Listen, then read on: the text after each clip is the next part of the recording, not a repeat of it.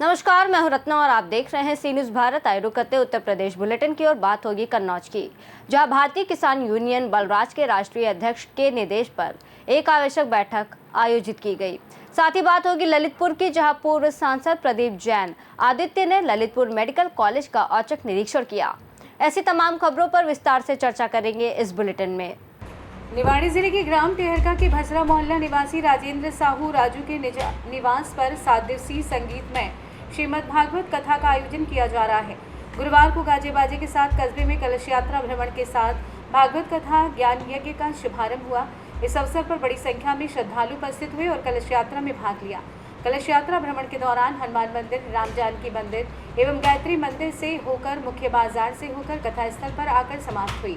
यात्रा के दौरान कथा परिषद राजेंद्र साहू राजू भागवत पुराण को अपने सर पर लेकर चल रहे थे। वहीं भागवत पुराण की यात्रा के दौरान श्रद्धालुओं ने घर के दरवाजे पर स्वागत करते हुए आरती की। कलश यात्रा के दौरान श्रद्धालुओं ने पारंपरिक वेशभूषा में भाग लिया और भजनों का आनंद लिया।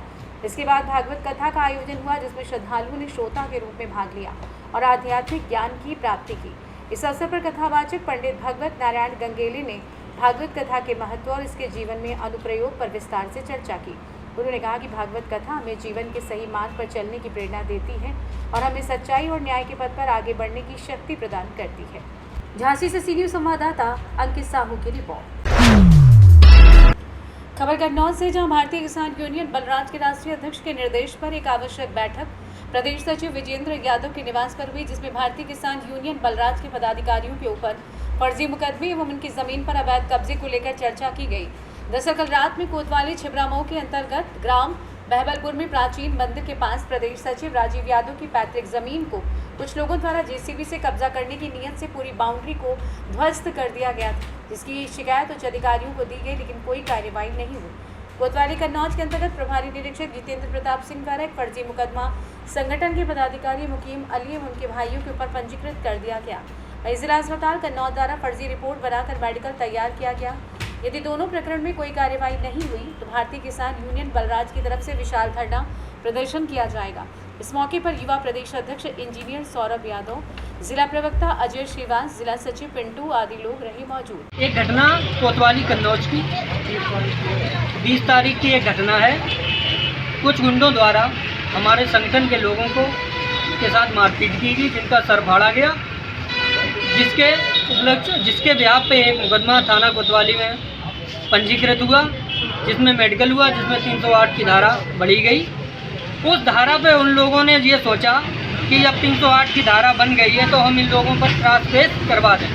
तो एक फर्जी मुकदमा कोतवाली प्रभारी जितेंद्र प्रताप सिंह जी द्वारा एक फर्जी मुकदमा तैयार किया गया, जिसका मेडिकल भी कराया गया। कोई किसी प्रकार की घटना ही नहीं हुई। एक नई घटना को अंजाम देकर एक फर्जी मुकदमा कोतवाली कन्नौज में पंजीकृत कराया गया। हमारे संगठन के पदाधिकारी मुकीम अली जी एवं उनके भाइयों के ऊपर फर्जी मुकदमा तैयार कर उनको षड्यंत्र में फांसने की एवं क्रॉस केस में संलिप्त करने के लिए ये मुकदमा पंजीकृत किया गया। तो हमारा ये अनुरोध है पुलिस अधीक्षक महोदय से भी और कोतवाली प्रभारी जी से भी, फर्जी मुकदमा ना दर्ज करें। जो जायज़ मुकदमा है वो आप दर्ज करें। यदि फर्जी मुकदमा हमारे संगठन के पदाधिकारियों पर होगा तो कोतवाली का भी घिराव कर लेंगे हम लोग। विशाल धरना देने के लिए हम लोग बाध्य होंगे। आज भारतीय किसान यूनियन बलराज के राष्ट्रीय अध्यक्ष जी के निर्देश पर एक आपातकाल में एक बैठक प्रदेश अध्यक्ष जी के सहमत पर प्रदेश सचिव विजेंद्र यादव जी के निवास पर बुलाई गई थी, जिसमें कल की एक घटना है। भारतीय किसान यूनियन बलराज के प्रदेश सचिव हैं राजीव यादव जी, उनकी पैतृक जमीन पर कुछ अराजक तत्वों द्वारा जेसीबी लेकर रात के 12 बजे के लमसम पूरी बाउंड्री वाल को ध्वस्त कर दिया गया।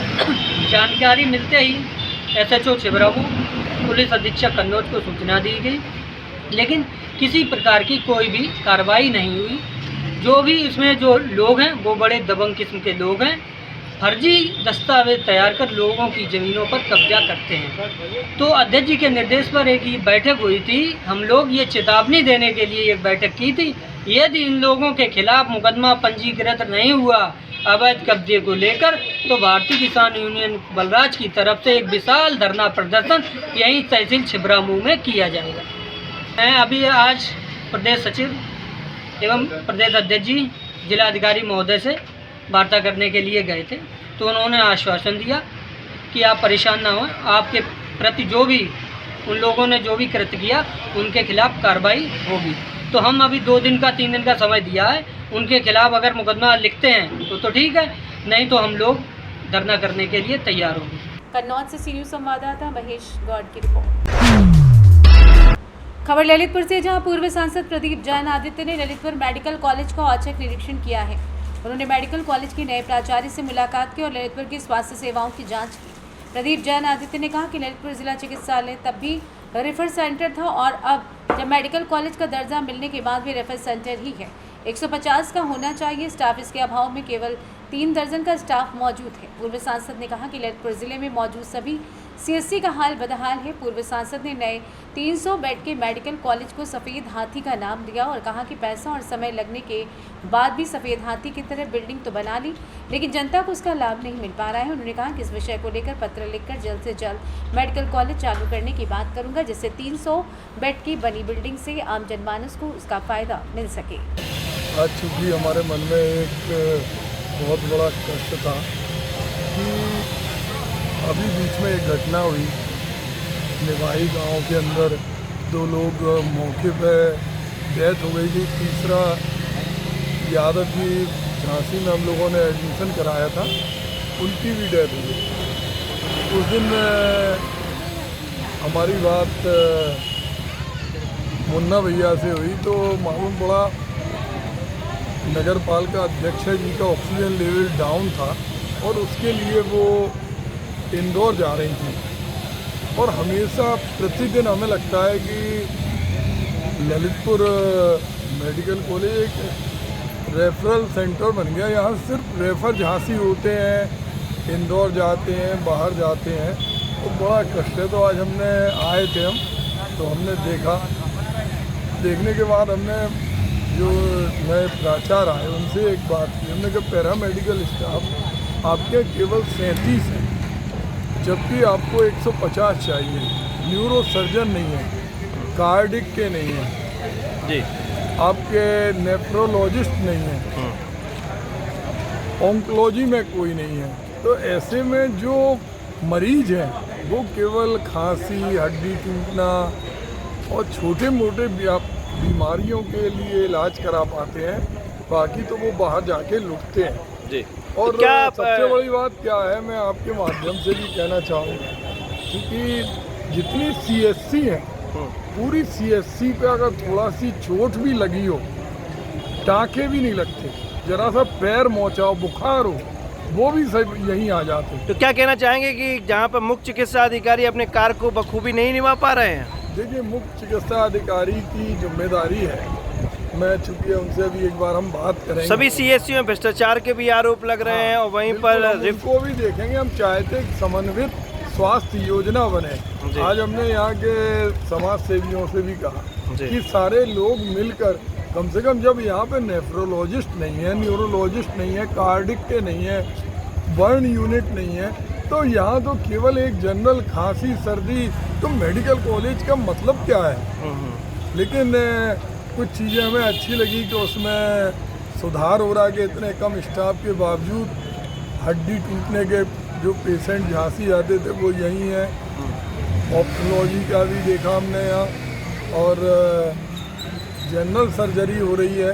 अच्छा, नियुक्तियों की बात करें तो नियुक्तियों का भी आपसे जिक्र हुआ था प्रिंसिपल साहब से, तो क्या उनके द्वारा कहा गया क्या यहाँ पर डॉक्टर नहीं आना चाह रहे? पत्र भेजेंगे और हम लोग अपने स्तर पर और हम सारे जनप्रतिनिधियों से भी ये चाहेंगे कि जल्द से ऊपर उठकर ललितपुर की स्वास्थ्य सेवा के लिए करें, क्योंकि ललितपुर में स्वास्थ्य की सेवाएं नहीं सुधरे। पीछे 300 बेड का पूरा बना हुआ इंफ्रास्ट्रक्चर तैयार है, लेकिन स्टाफ नहीं है।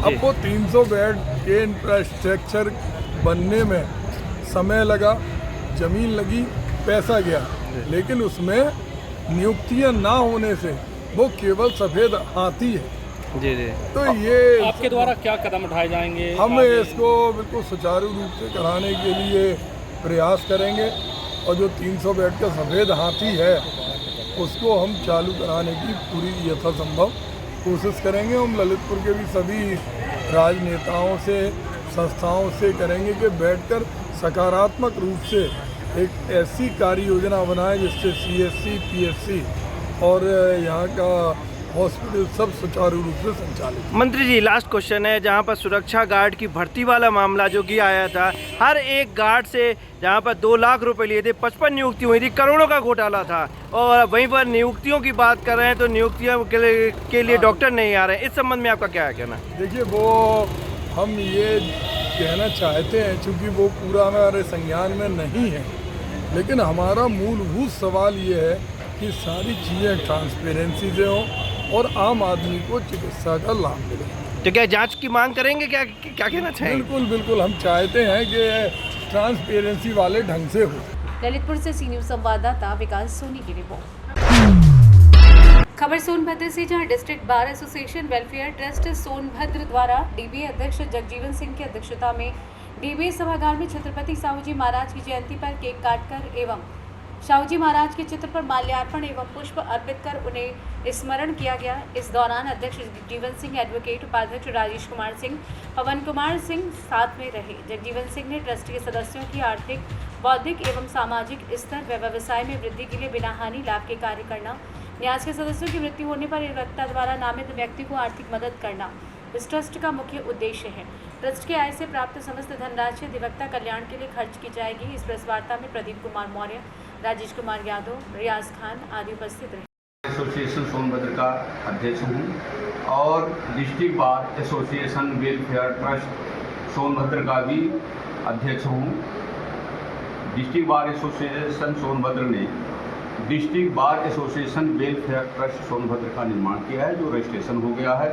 सारी कार्रवाइयाँ पूरी हो गई हैं। उसमें हमारे बार के अधिवक्ता गणों का सहयोग रहा है और है। सभी लोग अपने व्यवसाय से जो भी अर्निंग होगी उसमें जमा करेंगे, ताकि भविष्य में किसी हमारे अधिवक्ता जो एक्सीडेंट होने पर शारीरिक क्षति पहुँचती है, उसके लिए तत्काल सहायता दिया जा सके। इसके लिए हमारा ट्रस्ट तत्काल 50,000 रुपया से लेकर के 2.5 लाख रुपया तत्काल उनको आर्थिक सहयोग देगी, ताकि वह चिकित्सा पर खर्च कर सके। इसके अलावा अगर मृत्यु होती है तो उनके परिवार या नॉमिनी को 5 लाख रुपया मेरा ट्रस्ट देगा। इसके अलावा मेरा ट्रस्ट उनके बच्चों पर, या जो गरीब हैं, जो पढ़ लिख नहीं पा रहे हैं, जो सामाजिक कार्य में लगे हुए हैं, जिसको कुछ आर्थिक सहायता की ज़रूरत होगी, तो मेरा ट्रस्ट उनके लिए भी पूर्ण रूप से सहयोग करेगा। इसके लिए कोई फीस या कोई सुविधा शुल्क नहीं ली जाएगी। इसीलिए आज आप लोगों को मैंने इनवाइट किया था, ताकि आप लोगों को बताया जा सके और ट्रस्ट के बारे में जो भी जानकारियाँ हैं वह आपको दी गई है। आप लोगों से भी निवेदन है कि मेरे ट्रस्ट के बारे में जितना हो सके अवेयरनेस करें। कुछ ऐसे सोनभद्र से सी न्यूज़ संवाददाता राजेश गोस्वामी की रिपोर्ट। फिलहाल इस बुलेटिन में बस इतना ही। देश और दुनिया की तमाम बड़ी खबरों के लिए आप देखते रहिए सी न्यूज़ भारत।